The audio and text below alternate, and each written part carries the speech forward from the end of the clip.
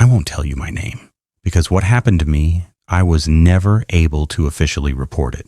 This happened in October 2021. At the time, I was completely alone, and I had to take a highway that most people had already forgotten about.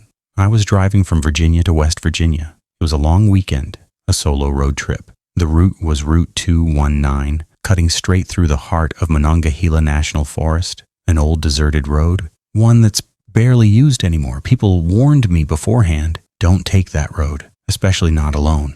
But I thought I'd been traveling solo for 6 years. Nothing was going to happen. I was wrong. It was 2 o'clock in the afternoon. The weather was perfect, around 50 to 55 degrees, cloudy skies, a light fog in the air. The highway was completely empty. Dense forest on both sides, no cars, no houses. I was listening to music, completely relaxed. Then, suddenly, there was a tree lying straight across the road, a massive oak tree blocking the entire highway. Something felt wrong. I slowed down and stopped the car. I looked around. No other vehicles, no construction signs, nothing, just the tree. I told myself it must have fallen during a storm. I stepped out of the car and walked closer. The tree was huge, at least 3 feet thick. The road was completely blocked. And then I noticed something, the base of the tree. It had been cut, clean cuts, clear axe marks.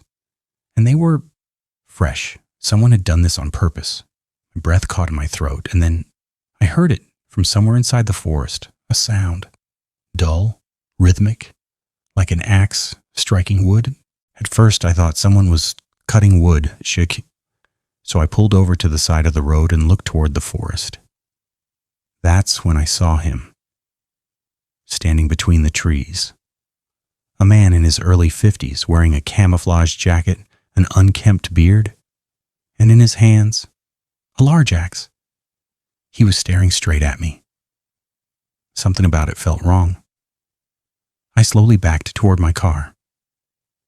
"Hey," I said, "is that your tree? Can you help move it?"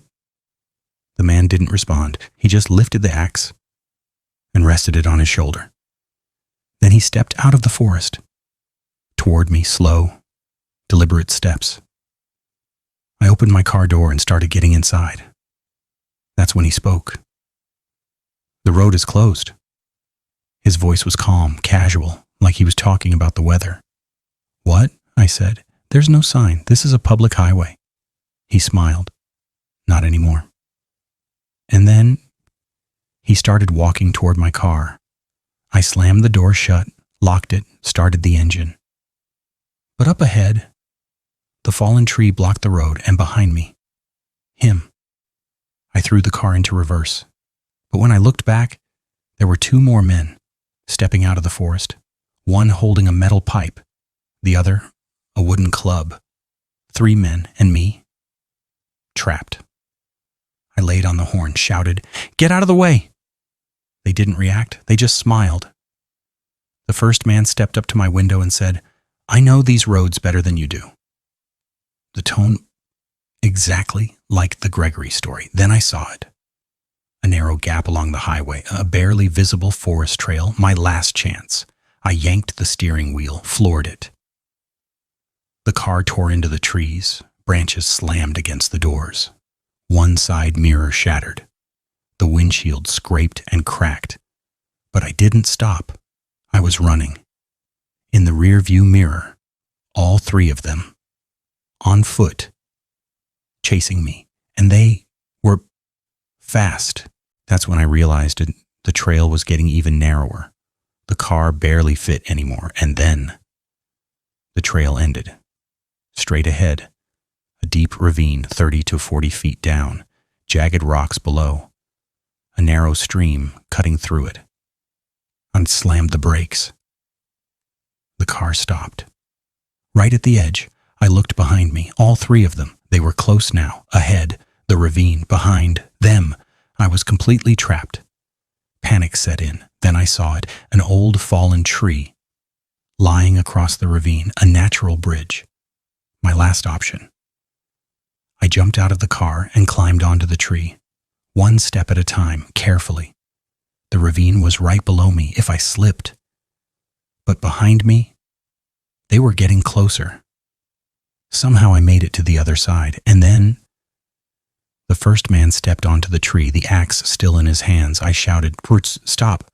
That tree won't hold both of us." He smiled. "That's not my problem." Then he raised the axe and started swinging at the tree. The wood began to crack. I screamed, "Stop, are you insane?"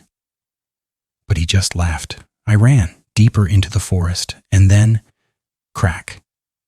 The tree gave way and fell into the ravine below. Now I was completely trapped in the forest. There was no way back. Ahead of me, nothing but unknown, empty wilderness. I pulled out my phone, no signal. The sun was already starting to set. I wandered through the forest, trying to find a way out. 1 hour, then 2. The darkness kept closing in.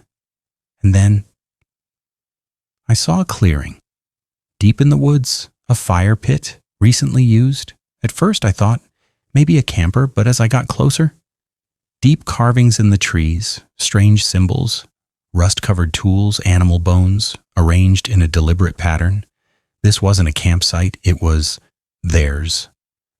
Suddenly, footsteps behind me. I turned. Nothing, then the sound again, then silence. They were following me. I ran, and that's when I saw them. Not 3, 5 men, all wearing the same camouflage jackets, the same unkempt beards, tools in their hands.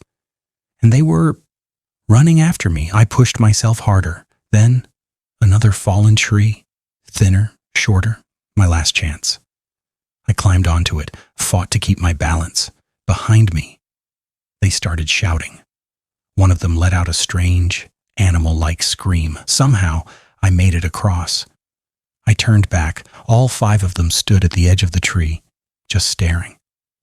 One of them placed a hand on the trunk, like he was about to cross. Then he stopped and said, "Get out of here. You're lucky tonight." I didn't hesitate. I just kept running. After wandering for what felt like forever, I reached the highway again. My car was there, but then something hit me. I'd left my car deep in the forest. The keys were still in my pocket, so how was my car back on the highway? I stepped closer. The car was destroyed. The windshield shattered. Tires slashed. Dents all across the hood. They had wrecked it. I somehow drove on the ruined tires to the nearest town. I told the police everything, every detail, but when they went to investigate, there was no fallen tree, no men, no camp. The highway was completely clear. The officers said, "You probably misunderstood what you saw." But I know. What I saw, what I felt, it was real. Even now, I never drive on Route 219, because some highways only look safe, and some people claim those roads as their territory. So if you ever see a fallen tree blocking a lonely highway, don't stop. Turn around. Because that tree didn't fall on its own. And those people, they're already waiting for you.